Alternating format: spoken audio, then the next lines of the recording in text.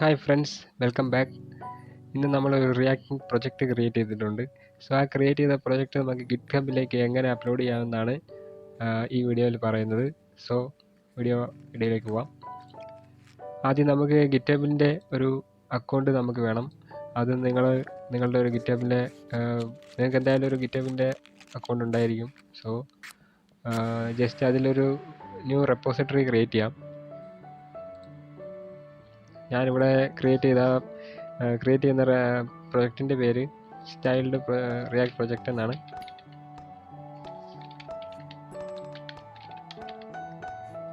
ഇതാണ് നമ്മുടെ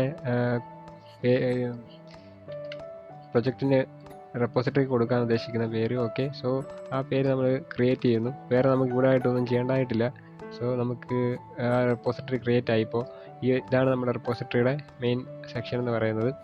സോ ഈ സെക്ഷനിൽ കാണാം, ഇവിടെ ഗിറ്റ് ഇനിറ്റ്, ഗിറ്റ് ആഡ്, ആ സംഭവങ്ങളെല്ലാം നമുക്ക് നമ്മുടെ പ്രൊജക്റ്റിലേക്ക് ഇംപ്ലിമെൻറ്റ് ചെയ്ത് കൊടുക്കേണ്ടതാണ്. സോ ആദ്യം നമുക്ക് വേണ്ടതെന്ന് വെച്ചാൽ നമ്മുടെ പ്രൊജക്റ്റ് ഓപ്പൺ ചെയ്യുക, ടെർമിനൽ ഓപ്പൺ ചെയ്യുക, പുതിയൊരു ടെർമിനൽ എടുക്കുക.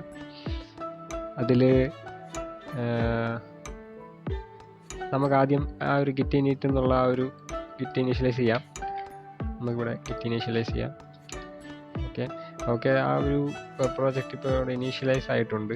സോ ഇനി നമുക്ക് ഇതിൻ്റെ ഒരു കോഡുകൾ ഞാൻ ഇതുപോലെ നോട്ട് പാഡിൽ സെറ്റ് ചെയ്ത് വെച്ചിട്ടുണ്ട്. ഓക്കെ, സോ ഈ ഒരു കോഡുകൾ നോക്കിയിട്ട് നമുക്ക് പെട്ടെന്ന് നമുക്ക് പെട്ടെന്ന് കോഡ് ചെയ്ത് കോപ്പി ചെയ്ത് നേരെ പേസ്റ്റ് ചെയ്താൽ മതിയാവും.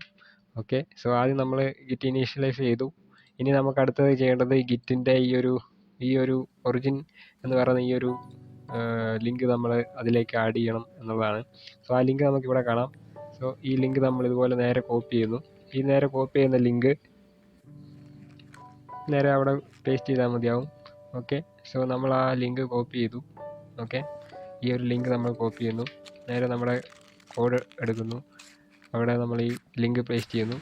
ഓക്കെ, സോ അടുത്ത സ്റ്റെപ്പ് എന്ന് പറയുന്നത് നമുക്ക് ഈ പേജ് പബ്ലിഷ് ചെയ്യണം എന്നുള്ളത് കൊണ്ട് ഗിറ്റബിൽ തന്നെ പബ്ലിഷ് ചെയ്യാൻ വേണ്ടിയിട്ട് ഫ്രീ ആയിട്ട് പബ്ലിഷ് ചെയ്യാൻ പറ്റും. സോ ഈ ഒരു GH പേജസ് എന്നുള്ള ആ ഒരു കമാൻഡ് നമ്മൾ കോഡിൽ കൊടുക്കുന്നു. ഇപ്പോൾ ഈ GH പേജസ് എന്നുള്ളത് നമുക്ക് ഓൾറെഡി ഇൻസ്റ്റാൾ ആകുന്നതായിട്ട് ഇവിടെ കാണാം. സോ അടുത്ത സ്റ്റെപ്പ് ഗിറ്റ് ആഡ് ആണ്. ഈ സംഭവങ്ങളെല്ലാം നമ്മൾ ഇനി ഇതിലേക്ക് ആഡ് ചെയ്യുകയാണ് നമ്മുടെ ഗിറ്റബിൻ്റെ റെപ്പോസിറ്ററിയിലേക്ക്. സോ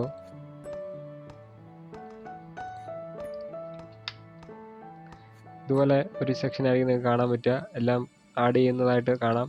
എല്ലാ ഫയലും ആഡ് ചെയ്യുന്നതായിട്ടാണ് ഇപ്പോൾ ഇവർ കാണിക്കുന്നത്. ഓക്കെ, സോ അത് കഴിഞ്ഞിട്ട് നമുക്ക് അടുത്ത സ്റ്റെപ്പ് എന്ന് പറയുന്നത് ഇനീഷ്യലായിട്ട് നമ്മൾ ഒരു കമാൻഡ് കൊടുത്ത് കമ്മിറ്റ് ചെയ്യുകയാണ്. സോ ഇനീഷ്യൽ കമ്മിറ്റ് എന്നുള്ള ഒരു ഫസ്റ്റ് കമ്മിറ്റ് ആയതുകൊണ്ട് നമ്മൾ നേരെ ഇനീഷ്യൽ കമ്മിറ്റ് എന്ന് കൊടുക്കുന്നു. ഓക്കെ, സോ എല്ലാം ഇവിടെ ഓപ്പണായി വന്നിട്ടുണ്ട്. ഓക്കെ, സോ അത് കഴിഞ്ഞ് നമുക്കിനി ഈ ഒരു മാസ്റ്റർ എന്ന് പറയുന്ന ഇതിലേക്ക് നമുക്കിത് പുഷ് ചെയ്യാം. ഓക്കെ, സോ ഈ ലിങ്ക് എല്ലാം നേരെ കോപ്പി ചെയ്ത് നേരെ പേസ്റ്റ് ചെയ്താൽ മതി. ഓക്കെ, സിമ്പിളാണ്. ഓക്കെ, സോ ഇതുപോലെ ലോഡിങ് കാണിക്കും, കുറച്ച് പെട്ടെന്ന് വരുന്നതായിരിക്കും. ഓക്കെ, സോ അടുത്തത് നമുക്ക് package.json എന്ന് പറയുന്ന ഫയലിൽ ഈ ഒരു ഹോം പേജിൻ്റെ ഈ ഒരു സെക്ഷൻ നമുക്ക് അവിടെ ആഡ് ചെയ്യേണ്ടതായിട്ടുണ്ട്. സോ നമുക്ക് package.json എടുക്കാം. ടെർമിനലിൽ ജസ്റ്റ് ഒന്ന് മിനിമൈസ് ചെയ്യാം. ഓക്കെ, നമുക്കിവിടെ ഈ നെയിമിൻ്റെ തൊട്ട് താഴെ ഈ ഒരു സംഭവം പേസ്റ്റ് ചെയ്തിടുക. എന്നിട്ട് ഇതിൻ്റെ യൂസർ നെയിമും, അതായത് നമ്മുടെ ഗിറ്റബിൻ്റെ യൂസർ നെയിമും പ്രൊജക്റ്റിൻ്റെ, അതായത് റെപ്പോസിറ്ററിയുടെ പേരും മാറ്റാൻ മറക്കരുത്. ഓക്കെ, സോ നമ്മുടെ റെപ്പോസിറ്ററിയുടെ പേരെന്ന് പറയുമ്പോൾ ഇവിടെ നമുക്ക് കാണാം, ഇതാണ് നമ്മുടെ റെപ്പോസിറ്ററിയുടെ പേരെന്നുള്ളത്. അല്ലെങ്കിൽ ഇവിടെ ഈ ഒരു ലിങ്കിൻ്റെ ഇതിവിടെ സെക്ഷനിൽ കാണും. ഓക്കെ, എനിവേസ് അവിടെ നമ്മളത് നേരെ ഈ സംഭവത്തിൻ്റെ അടുത്ത് വന്നിട്ട് നമ്മൾ ജസ്റ്റ് പേസ്റ്റ് ചെയ്യുന്നു. പേര് ഞാൻ മാറ്റില്ല, ഓൾറെഡി ആ പേര് അവിടെ തന്നെ കിടപ്പുണ്ട്. ഓക്കെ, അടുത്തതെന്ന് പറയുമ്പോൾ ഈ ഡിപ്ലോയ് എന്നുള്ള ഈ ഒരു കമാൻഡ് നമ്മൾ ഈ ഒരു സ്ക്രിപ്റ്റിനകത്ത് ആഡ് ചെയ്യണം. ഓക്കെ, സോ അതും ആഡ് ചെയ്തു. ഓക്കെ, ഇനി നമുക്കിത് സേവ് ചെയ്യാൻ മറക്കരുത്. ഓക്കെ, സിമ്പിളായിട്ട് സേവ് ചെയ്യുക. എന്നിട്ട് നമുക്ക് നമ്മുടെ റൂട്ടുകൾ ക്രിയേറ്റ് ചെയ്തിരിക്കുന്ന ആ ഒരു സെക്ഷൻ ഉണ്ടായിരിക്കുമല്ലോ, ഒന്നുകിൽ app.jsനകത്തായിരിക്കും, അല്ലെങ്കിൽ എക്സ്റ്റേണലായിട്ടൊരു ലേഔട്ട് വല്ലതും നമ്മൾ ക്രിയേറ്റ് ചെയ്തിട്ടുണ്ടാവും. ആ ക്രിയേറ്റ് ചെയ്ത ലേഔട്ടിൽ നമുക്ക് ഈ ഒരു ഹോം പേജിലേക്കാണ് നമുക്ക് ആ ലിങ്ക് അടിക്കുമ്പോൾ പോകേണ്ടത്. സോ ഇപ്പോൾ നമ്മൾ കോപ്പി ചെയ്ത ആ ഒരു ആ ഒരു നമ്മുടെ റെപ്പോസിറ്ററിയുടെ പേര് നമുക്കിവിടെ ഈ ഒരു സ്ലാഷിൻ്റെ അടുത്ത് സെയിം ഹോമിനിൽ തന്നെ സെയിം ആയിട്ട് സ്ലാഷിൻ്റെ അടുത്ത് സെറ്റ് ചെയ്ത് പേസ്റ്റ് ചെയ്ത് കൊടുക്കുക. എന്നിട്ട് സേവ് ആക്കുക. ഓക്കെ, സോ നമുക്ക് വീണ്ടും ടെർമിനൽ ഓപ്പൺ ചെയ്യാം. അപ്പോൾ നമുക്കിത് ഓൾറെഡി മാസ്റ്ററിലേക്ക് പോയിട്ടുണ്ടെന്ന് കാണും. ഓക്കെ, സോ ഇനിയിപ്പോൾ നമുക്ക് ചെയ്യേണ്ടത് npm run deploy എന്ന് പറയുന്ന ഒരു കമാൻഡാണ്. അത് നമ്മൾ ഇതുപോലെ പേസ്റ്റ് ചെയ്ത് ഓക്കെ അടിക്കുക. അപ്പോൾ ഇവിടെ ഓൾറെഡി നമുക്കിവിടെ ക്രിയേറ്റ് ചെയ്ത് വെച്ചിരിക്കുന്ന ഫയൽസ് എല്ലാം നമുക്ക് കാണാം. അതിൻ്റെ കൂട്ടത്തിൽ പുതിയൊരു ഫയൽ ഇവിടെ ആഡ് ചെയ്ത് വന്നതായിട്ട് നമുക്ക് കാണാൻ പറ്റും. ബിൽഡ് എന്ന് പറയുന്ന ഒരു ഫയൽ. ഈ ഒരു ഫയലിനകത്താണ് ഇതെല്ലാം കൂടെ സിപ്പ് ഫയൽ പോലെ കംപ്രസ് ചെയ്തിട്ട് നമ്മുടെ ഗിറ്റബിൾ റെപ്പോസിറ്ററിയിലേക്ക് അപ്ലോഡ് ചെയ്യുന്ന സെക്ഷനാണ് ഇപ്പോൾ നടന്നുകൊണ്ടിരിക്കുന്നത്. ഓക്കെ, ജസ്റ്റ് വെയിറ്റ് ചെയ്യാം.